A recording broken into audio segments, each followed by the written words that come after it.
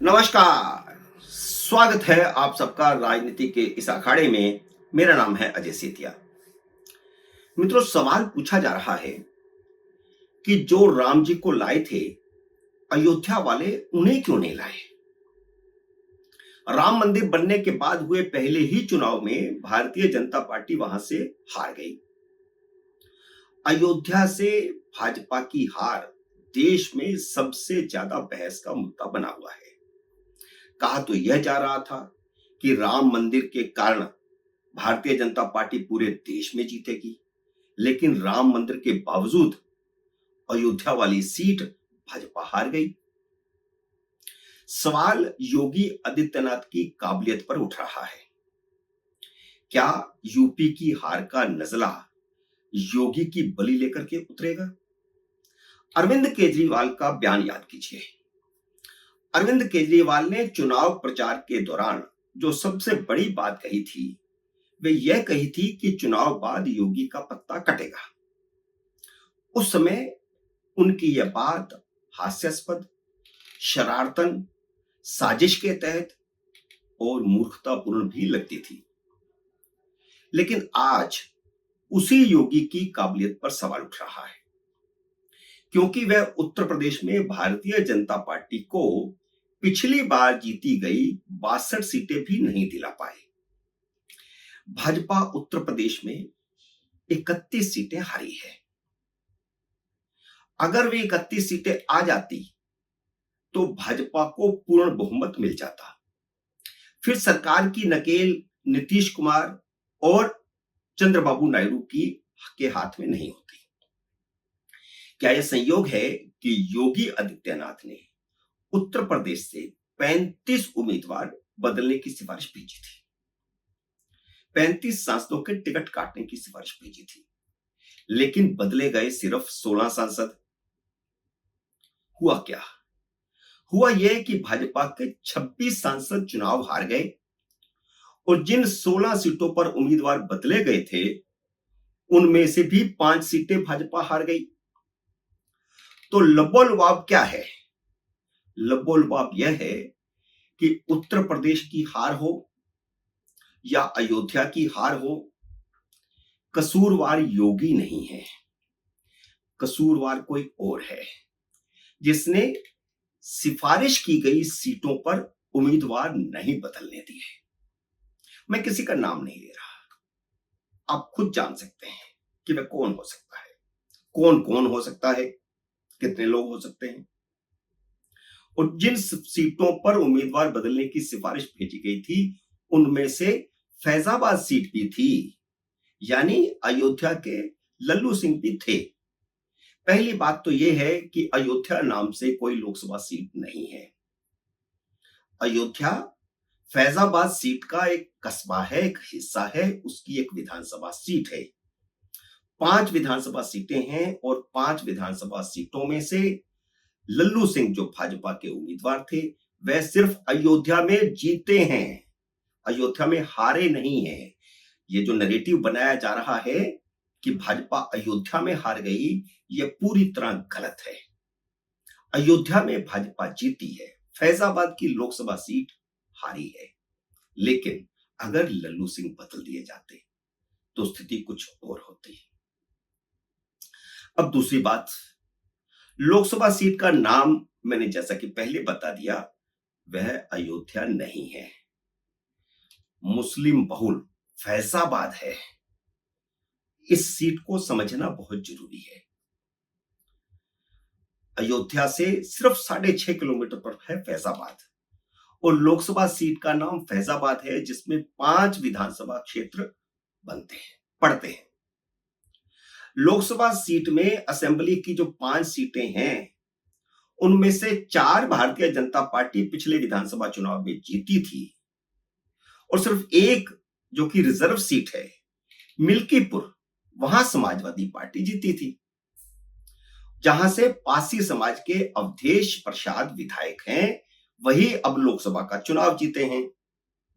यानी मिल्कीपुर से जो विधायक समाजवादी पार्टी के थे, रिजर्व सीट पर जो कि पासी समाज से आते हैं, दलित समाज से आते हैं, वह लोकसभा का चुनाव समाजवादी पार्टी की टिकट पर लड़े और जीते। भाजपा के जो 4 विधायक हैं, उनमें से एक ब्राह्मण, एक राजपूत, एक बनिया और एक यादव हैं। अब हम 1980 से अयोध्या फैजाबाद लोकसभा सीट का इतिहास खंगाल लेते हैं, जिससे आपको समझने में आसानी रहेगी कि फैजाबाद सीट भाजपा हारी क्यों। राम जन्मभूमि आंदोलन से पहले जनसंघ या भाजपा कभी भी यह सीट नहीं जीती थी। हां, दूसरे नंबर पर जरूर रही थी। 1991 में जब राम जन्मभूमि आंदोलन पूरे पीक पर था, तब पहली बार बजरंग दल के चीफ विनय कटियार ने यह सीट जीती थी। वह 1996 और फिर 1999 में भी जीते, लेकिन 2004 में जब भाजपा ने विनय कटियार का टिकट काटकर लल्लू सिंह को टिकट दिया, तो वह मित्रसेन यादव से हार गए। ये यादव शब्द याद रखिएगा। अब देखने वाली बात यह है कि विनय कटियार ओबीसी हैं, मित्रसेन यादव भी ओबीसी हैं। भारतीय जनता पार्टी ने ओबीसी का टिकट काटकर जैसे ही अपर कास्ट को टिकट दिया, वह हार गया और उसकी जगह बसपा टिकट पर ओबीसी के मित्रसेन यादव जीत गए। 2009 में लल्लू सिंह फिर हारे।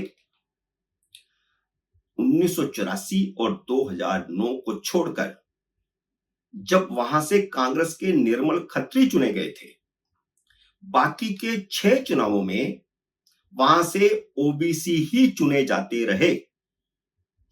3 बार भाजपा के विनय कटियार जीते और 3 बार मित्रसेन यादव जीते, जो एक बार सीपीआई की टिकट पर, एक बार बसपा की टिकट पर और एक बार समाजवादी पार्टी की टिकट पर जीते।